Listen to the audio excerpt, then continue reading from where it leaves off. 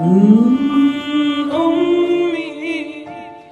ثم أمي لحد آخر يوم في عمري، حبي من أول حياة.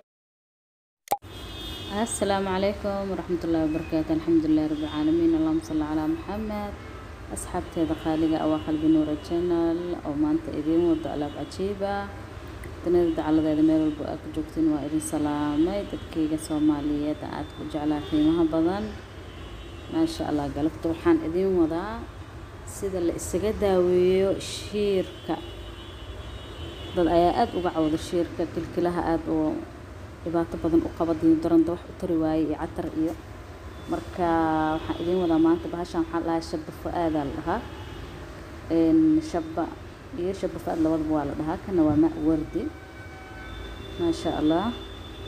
waxaan sameeynaa marka sida u isticmaaleyna waxa laga rabaa adigoo musqusha gasho soo qubaysatay nadiif ah soo qalajisa ina ma wardi biyo ku soo shubatid weel kadibna shabba fuaadka soo qaadatid dhexgelisid biyaha laana maxaa la rabaa inuu shabba-aadka inuu qoyo oo milmo ku dhaxeynaysid biyaha micnaha ilaa uu ka milmo sugaysid laakiin xoogaa inuu dheecaankiisa uu soo tufo la rabaa. marka saasa uu dhexgelinaysaa biyaha marka dhexgelisid asoosas dheecaan fiican leh waa soo qaadaysaa kilkisha labada kilkilooda ku aadinaysaa marba midaa ku xoqaysaa ilaa 1 minute 2 minute ilaa ay meesha oo ma sha Allah adooraheeda uu iska bedelo ku wadaysaa adiga ishir waa ismac salaameynaysiina ku dhahay asxaab badan oo waxa jira iga soo cawday shirka hadda ka horna part 1 waa soo gelin kan hadda part 2 waaye ma sha Allah.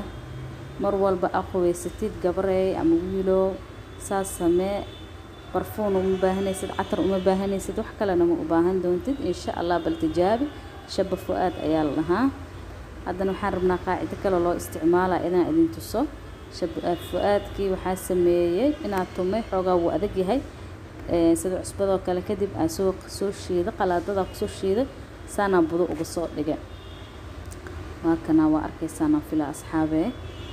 marka qaacidadan kalena waa loo marsadaa tii horena mid ay ahayd inkastoo tii hore ay nacfi badan tahay oo ciyo u sakaa dhamaanaynin laakiin waxaan sameynay waa soo shiiday sidii oo kale waa soo qubaysatay waa is soo nadiifisay xamaamkiya ka soo baxday ama xamaamka dhexdiisa ku qaadan kartaa kilkilaha laga rabaa inaad saa u marisid kilkilaha laakiin wax yar qoyaan ah leh ina si ugu dhigtaa la rabaa wax yar qoyaan ah leh sababtoo jirka uu u dhuuqo aan u baahanahay asxaabe. maanta xoogaa buqbuqa iska jira iska raali ahaada wadanka iska baawur badan yahay xaafada marna shib waaye marna waa la iska buqbuqa caadi waaye.